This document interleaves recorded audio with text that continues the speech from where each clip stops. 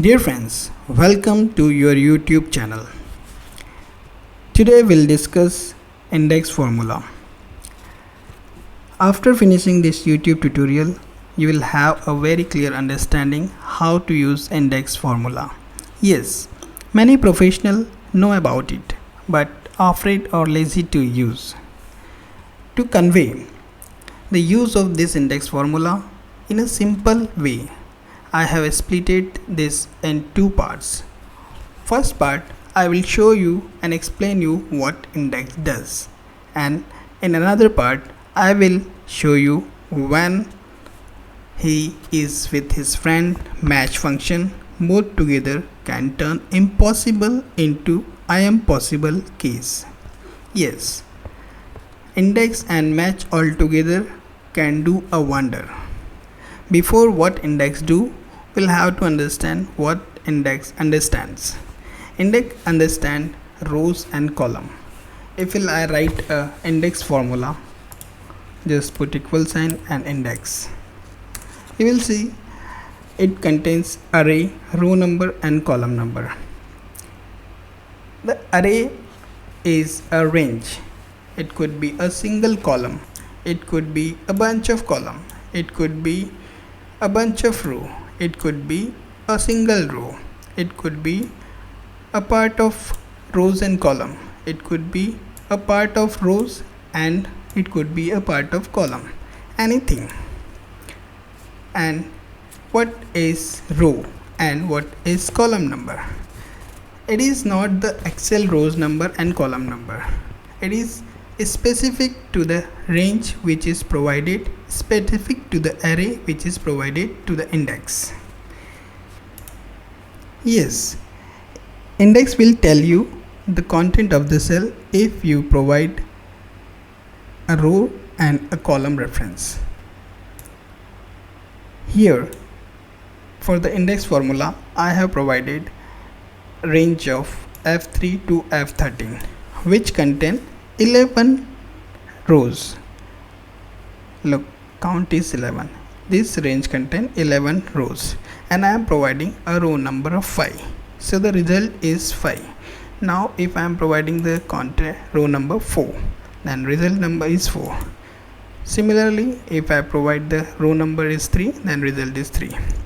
So it is talks about only the row number in that particular piece of range. Now 2, 3, 4, 5, 6, 7, 8. As the row number is changing, the result is changing. Now similarly, look for the column.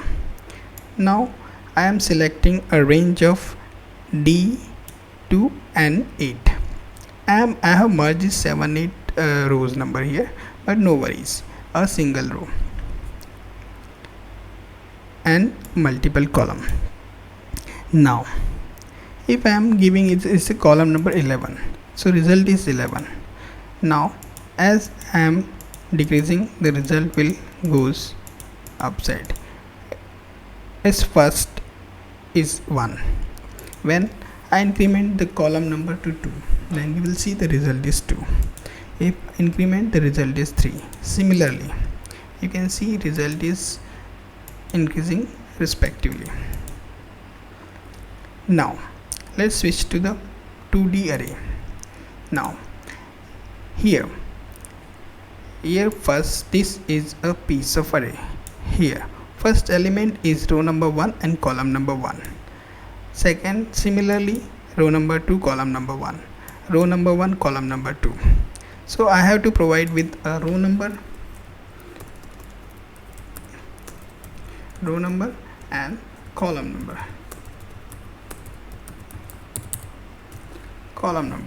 So I am here providing, let's say I will provide the first row and column number 1.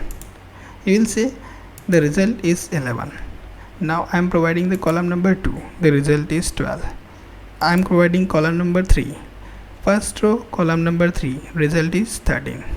Now I will change the row number to 2 row number and 3 column number, then 2 row number and 3 column number, then result is 23.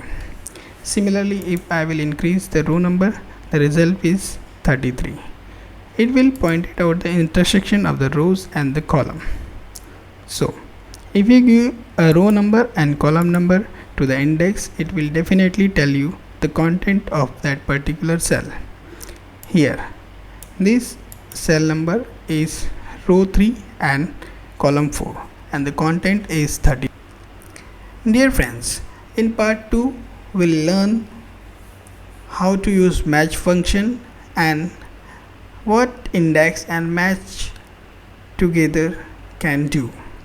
Yes, match and index together can do a pretty much anything.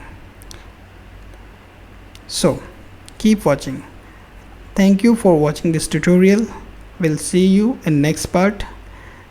If you like this tutorial, then please consider subscribing, dear friends. Thank you so much.